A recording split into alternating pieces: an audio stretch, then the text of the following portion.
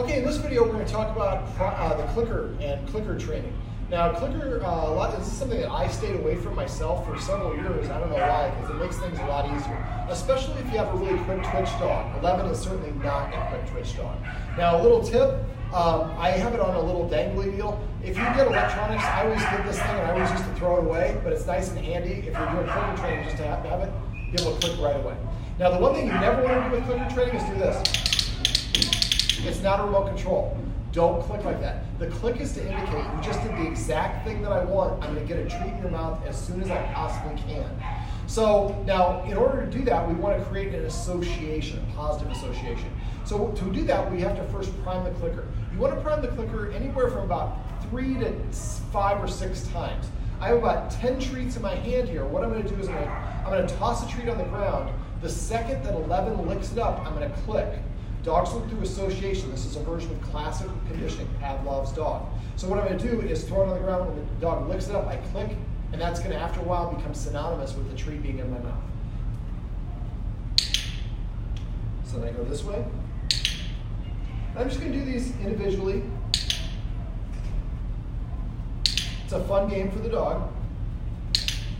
And so you want to do this with about 10 treats, probably about maybe 2 or 3 times a day for about 3 to 5 days. Now, something else you can do, instead of throwing them individually, is you can kind of get a group one and go like this.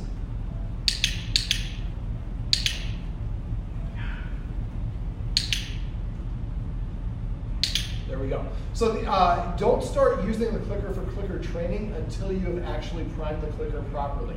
And so, now one other thing I'm going to talk about, a little bonus for this is what I call dog choreography. A lot of us actually, like if 11 was standing and I wanted to walk towards the camera, I would usually walk around the dog so the dog doesn't have to move. That's a very subtle way of telling the dog, you're more important than me. So instead of asking you to burn some energy, I'm going to burn more energy to walk around you. Now, if your puppy is sitting or lying down, this should be something you do for adult dogs as well, especially if you have a giant breed dog. If your puppy's sitting or lying down, then you can walk over them or walk around them, that's fine. However, if I wanted to walk towards you and 11 was standing, I'm just going to walk through her and I'm going to end up bumping into her a little bit. That's okay, because we need the dog to learn when a human's coming, your job is to get out of their way because they're not going to move out of your way. This will be helpful when you're carrying in a bunch of bags of groceries or whatever, you can't see where in front of you, you need the dog to automatically get out of your way. So I'm going to stand up and so we'll see if we can do this in the same shot.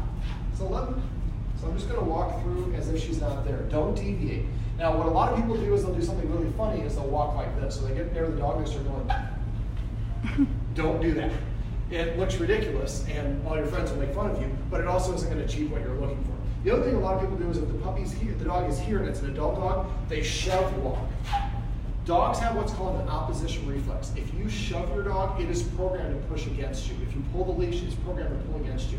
So the idea is just to walk towards your dog, not towards your dog, but walk the direction you want to go. If the dog's in your way, it might get bumped into, or we don't want to hurt the dog, but we want the dog to learn to get out of our way. So again, 11's right there. So you saw her squirt out of my way. So she lives with a bunch of kids, so she knows this already. But it's a really helpful thing to do. Now again, priming the clicker. If you have a dog that is very high twitch, this is highly recommended. We have these clickers available in class if you want to get them from us. If you have any other questions about priming the clicker or clicker training, just ask your instructor. They'll be happy to go over it with you.